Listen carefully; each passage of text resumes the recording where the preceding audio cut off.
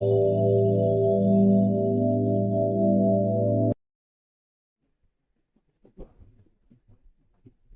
भक्ति जगाने के लिए सबसे पहली बात है नम्रता और गुरु की आज्ञा का पालन। ये बहुत जरूरी है। जब नम्रता में डूबते हैं गुरु के साथ हम, तो हमारी एकदम दिशा बदल जाती है। एक घटना बड़ी प्यारी है, वो आपको सुनाऊं मैं। भगवान गौतम बुद्ध के निर्वाण के कई वर्षों के बाद बौद्ध धर्म का एक भिक्षु अपना टूटा हुआ मायूस दिल लेकर एक गुरु के चरणों में पहुंचा, क्योंकि गुरु के जाने के बाद बहुत कुछ बातें बदल जाती, बहुत बिखराव आ जाता, पंडित इकट्ठे हो जाते, व्यापारी जमा हो जाते हैं, बहुत कुछ बदल जाता है। एक जिंदा व्यक्ति की उपस्थिति जब वहां से चली जाती है तो खेल सब खत्म हो जाता है। बुद्ध के निर्माण के बाद जो उपद्रव हुए, उनके आश्रमों पे जो खेल चले, उसमें एक भिक्षु बेचारा बहुत परेशान हुआ और अपना टूटा हुआ मायूस दिल लेकर अपने गुरु के चरणों में पहुंचा और जाकर देखता है कि उसके जो गुरु है वे ध्यानस्थ हैं, अंदर की गहराइयों में डूबे हुए हैं। शिष्य क्या करता है कि उनके सामने ही अपना आसन बिछाकर बैठ जाता है और प्रतीक्षा करने लग जाता है कब उनके खुले हुए नेत्र खुले और गुरु उसकी दयनीय अवस्था को देखे, क्योंकि उसके मन में प्रश्नों का बवंडर लगा हुआ है कि कब तक ऐसा चलता रहेगा आश्रम का। क्या इस तन में प्राण यही सब देखने के लिए बचे हुए हैं? मेरी बूढ़ी आंखें ये सब नहीं देख सकती और नहीं देख पाएगा। कुछ समय के बाद क्या हुआ कि गुरु ने अपनी आंखें खोली और वो शिष्य गुरु के चरणों में गिर पड़ा और धार धार रोने लगा। गुरु ने पूछा, क्या कहना चाहते हो? क्यों इतने विचलित हो? क्या हो गया? शिष्य को तो जैसे अवसर मिल गया बोलने का। वो दिल खोलकर गुरु से कहने लगा। उसने कहा, गुरुदेव, एक समय वो भी था जब आपके द्वारा सौंपा गया आश्रम सबसे श्रेष्ठ माना जाता था। सब बौद्ध भिक्षुओं में वहां रहने की होड़ लगी रहती थी।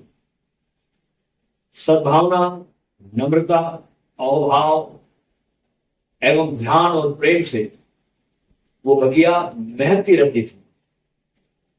परंतु गुरुदेव, अब ऐसा नहीं है। कालचक्र ने ऐसा फेरा डाला कि सब पलट कर रख दिया और अब आश्रम में कुछ ही भिक्षु बचे हैं जिन्हें हम उंगलियों पर गिन सकते हैं, और वो भी बड़े बुझे बुझे से रहते हैं। सभी बोझे मन से अपना समय गुजार रहे हैं। प्रेम और सद्भावना की जगह आपसी प्रेम, आपसी बैर और द्वेष ने ले ली और आपसी विचारों के बीच इतनी खाइयां हो गई है कि आपस में मिल पाना करीब करीब असंभव प्रतीत होता है। गुरुदेव, जिस आश्रम को श्रेष्ठ आश्रम की उपमा दी गई थी, बेहतरीन आश्रम की, अब वह भिक्षु आने से कतराने लगे, रहने से कतराने लगे। मैं क्या करूं? इतना कहकर वो शिष्य जोर जोर से रोने लगा। गुरुदेव जो थे वो शिष्य की बातों को बहुत गंभीरता से, बड़े प्यार से सुन रहे हैं। शिष्य ने पूछा, क्या कोई बड़ी गलती हो गई उनसे, इसकी सजा मिल रही है? गुरुदेव ने कहा हां, और उन्हें हां की मुद्रा में अपने सिर को हिलाया। इतना सुनते ही शिष्य ने कहा, गुरुदेव, हमको कृपा करो और सुधरने का अवसर दीजिए। गुरु ने बहुत गंभीर वाणी में कहा, एक ही गलती हुई और वो है अज्ञानता, अज्ञानता और अज्ञानता। शिष्य समझ नहीं पाया गुरु की वाणी को, गुरु क्या कहना चाहते। तो गुरु ने समझाया कि तुम्हारे उस आश्रम में, तुम्हारे ही बीच में महात्मा बुद्ध एक भिक्षु के रूप में कब से रह रहे हैं, और तुम्हें इस बात का भान तक नहीं है कि तुम्हारी अज्ञानता नहीं तो और क्या है। देखो गुरु कैसे विधि बता रहा है, क्या लगना है कि तुम सब लोगों के बीच में ही, तुम्हारे आश्रम पर भगवान बुद्ध एक भिक्षु के रूप में कब से रह रहे हैं और तुम्हें इस बात का भान तक नहीं है। ये अज्ञानता नहीं तो और क्या है। इसलिए द्वेष और ईर्ष्या हो रही है। इतना सुनना था। जो आया था शिष्य गुरु के पास, उसको जब साफ सुन गया, सारा शरीर एकदम जड़वत हो गया, ठहर गया। महात्मा बुद्ध तो हमारे बीच में उस आश्रम पर, ऐसा कैसे हो सकता है। उस भिक्षु को अपने कानों पर विश्वास नहीं हुआ कि गुरु कह क्या रहा है। इसके पहले कि वो पूछ पाता कि महात्मा बुद्ध किस भिक्षु के रूप में हमारे बीच में कौन है वो, गुरु ने अपनी आंखें बंद कर ली और अपने अंतःस्तर में चले गए। अब इस शिष्य के मन में भीतर कोलाहल मच गया कि हमारे आश्रम में भगवान बुद्ध, वो भी हमारे बीच में। और वो अपने आश्रम से उठा और आश्रम की ओर चल दिए। पूरे रास्ते में उसके मन में एक ही बात चलने लगी कि यार हमारे में से कौन बुद्ध है जो हमारे बीच में रह रहा है कौन ऐसा तो हम लोग के आश्रम में हमारे बीच में बुद्ध रह रहे हैं। उसे उस आश्रम में रहने वाले कुछ प्रसिद्ध चेहरे याद आ रहे, बड़े चेहरे, और मन ही मन कहने लगा यार हमारे बीच में से कौन बुद्ध हो सकता है। एक का नाम था टोकू, एक का नाम था सुभद्र, वहां पर रहने वाले का, एक का नाम था जोलू। नहीं नहीं नहीं, ये तो महात्मा बुद्ध नहीं हो सकते, इनमें बहुत कमियां हैं, और बुद्ध तो दया के सागर है। इस तरह विचार करते करते ये जो शिष्य था अपने आश्रम में पहुंच गया और उसने सारे भिक्षुओं को एक जगह एकत्रित होने का आदेश दिया। अब जब कोई शिष्य अपने गुरु से मिलने जाता है ना, तो सारे शिष्यों के मन में बड़ी उत्कंठा होती, गुरु ने क्या कहा। गुरु भाई गुरु के पास से आया है, सभी व्याकुल थे गुरु वचनों को सुनने के लिए। गुरु ने संदेश क्या दिया है। तो सभी शिष्यों को देखकर उसने जो गुरु से बातें हुई थी सबके सामने रख दी, और जैसे रखी आश्रम पर घोर सन्नाटा छा गया। और गुरु वचन सुनते ही सभी की आंखें पूरे भिक्षुओं की उस आश्रम में खुली की खुली रह गई। किसी को भरोसा नहीं हो रहा था कि महात्मा बुद्ध हम में से ही कोई है यहां रहने वाला। भरोसा नहीं है, क्योंकि हमारे जीने के ढंग अति संवेदनहीन होते हैं। संवेदनशीलता हमारी मर जाती है, हम आदतों के कारण जीने लगते हैं। जो संसार में हमारी आदतें थी वही हमारे आश्रम में आके हो जाती कुछ दिनों के बाद। भरोसा नहीं हुआ किसी को कि हमारे बीच में कोई बुद्ध रह रहा है। सब एक दूसरे की तरफ देखने लगे, एक दूसरे की आंखों में झांकने लगे, परखती नजरों से देखने लगे कि ये तो महात्मा बुद्ध नहीं है। सब एक दूसरे को देखने लगे कि ये तो महात्मा बुद्ध नहीं है। सब लोग बुद्ध की खोजबीन में लग गए। पूरे आश्रम में उत्सुकता की लहर दौड़ गई साहब। पूरे आश्रम में उत्सुकता की लहर दौड़ गई, और उसी क्षण से हर कोई आदमी उस आश्रम पर बदल सा गया, और सभी के चेहरे के कठोर भावों को कई दूर उतार कर सबने फेंक दिया, और उसकी जगह एक खिली सी मुस्कुराहट को अपना लिया सब लोगों ने। सभी की वाणी में शहद टपकने लगा, आंखों में प्रेम आने लगा, कानों पर सख्त निंदा चुगली के लिए ताले जड़ दिए गए। बाहरी इंद्रियों का तो कहना ही क्या, भीतर के केंद्र पर काम शुरू हो गया कि कहीं बुद्ध की निगाह हम बुद्ध नहीं है, कोई रह रहे यहां पर, कोई ना कोई है बुद्ध यहां पर। तो हर कोई आदमी दूसरे को महात्मा बुद्ध समझने लगा। और बुद्ध तो दिलों की किताब पढ़ सकते हैं। तो धीरे धीरे क्या हुआ, उस आश्रम में सभी के हृदय में एक दूसरे के सम्मान ने जन्म ले लिया। सम्मान में पूरा आश्रम सद्भाव के तरंगों से तरंगायित होगा और बहुत से नए भिक्षु उस आश्रम की तरंगों के कारण आके रहने लगे और कई महीने बीत गए। अब ये शिष्य जो था अपने गुरु के आश्रम पर दोबारा पहुंचा। आश्रम पूरा बदल गया।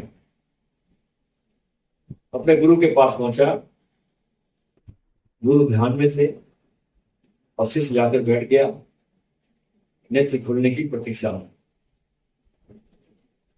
इस बार इस शिष्य के मन में कोई अंतर सैलाब नहीं था, केवल शांति थी। कुछ देर के बाद गुरु ने अपने नेत्र खोले।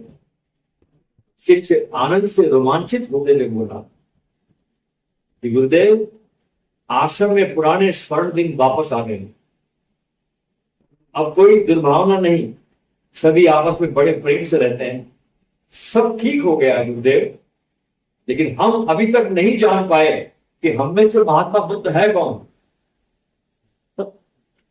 अभी तक हम जान नहीं पाए कि हम में से महात्मा बुद्ध कौन है। गुरुदेव ने गंभीर स्वर में कहा, मुस्कुराते हुए, कि सच में तुम जानना चाहते हो? सच में तुम जानना चाहते हो कि बुद्ध कौन है, क्योंकि तुम्हारे बीच में रह रहे हैं? हाँ गुरुदेव, मैं जानना चाहता हूं।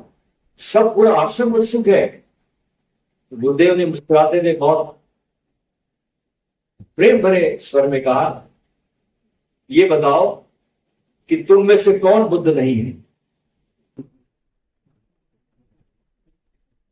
तुम मुझे ये बताओ कि तुम में से कौन बुद्ध नहीं है?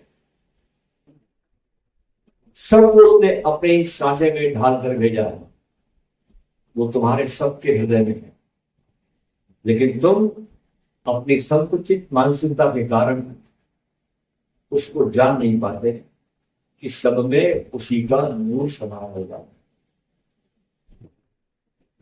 इसलिए अपनी आंखों में बहुत प्रेम को पैदा करो। जिसको भी देखो ना, वहां ये भाव करो कि ये मैं ही हूं।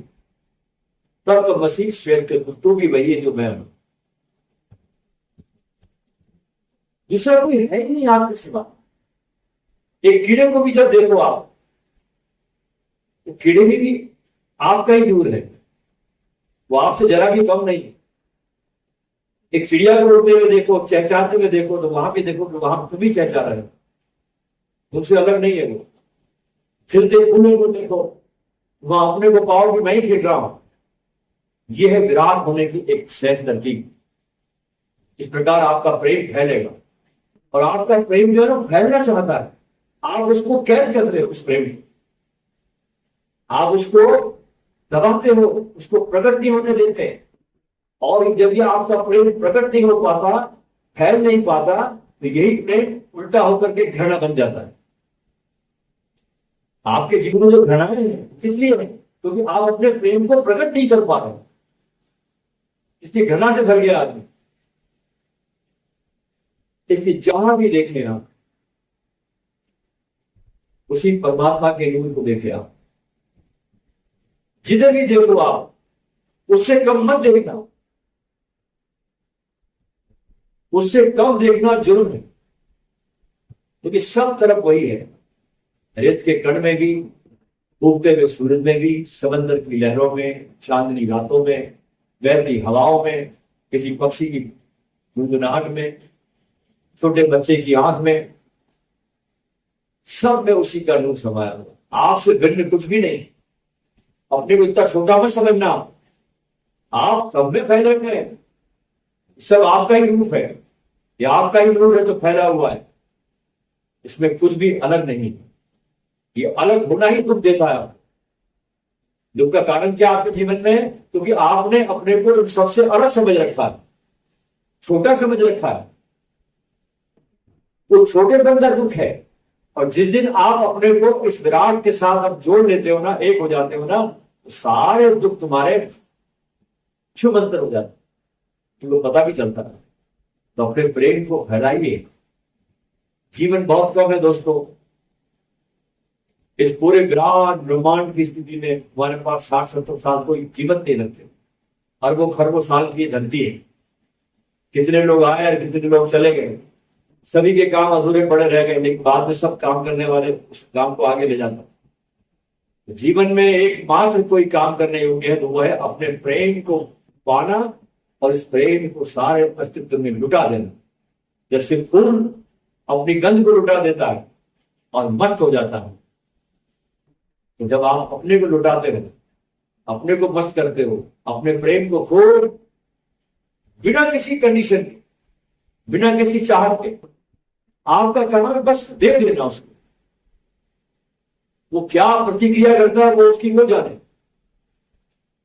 उसका वो धंधा है। आप अपनी तरफ से बस प्रेम ही करें। यही हमारे हमको गुरु ने सिखाया।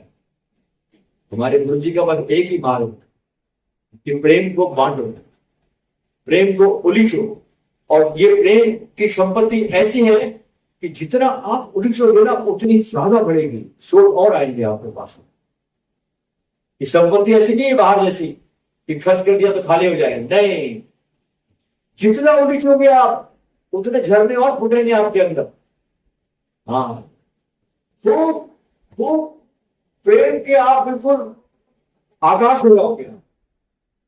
लगेगा आकाश को समेट लो क्या अपनी बाहों में, छोटा पड़ेगा आकाश भी आपके लिए इस प्रेम को समेटने के लिए। इतने विराट है आप, इतना तत्व आपके अंदर भगवान ने भर के दिया है प्रेम का। लेकिन इस प्रेम को हम रोकते हैं। इस प्रेम को हम एक छोटे से घर में सिमट करके इस प्रेम को वहां रोक देते हैं। अपने प्रेम को अपने ही परिवार पर सीमित मत रखिए। ये सारा जगत आपके प्रेम के लिए उतना ही प्यासा है और सारा जगत उस प्रेम का आपका उत्तराधिकारी भी, उनका अधिकार भी आपके प्रेम का। जब भी किसी को देखो तो अपनी आंखों में प्रेम लाइए। प्रेम की बिना देखना ही नहीं। दुश्मन को भी देखो, वहां भी प्रेम से देखो, उसकी वो जाने, इस सबको लेना देना नहीं। हम तो बस प्रेम के वासी है। प्रेम हमारा गांव है, प्रेम हमारी आवाज है, प्रेम हमारी धड़कन है और प्रेम हमारी जीवन की शैली है। बहुत बहुत सबको मेरे प्रणाम करता हूं।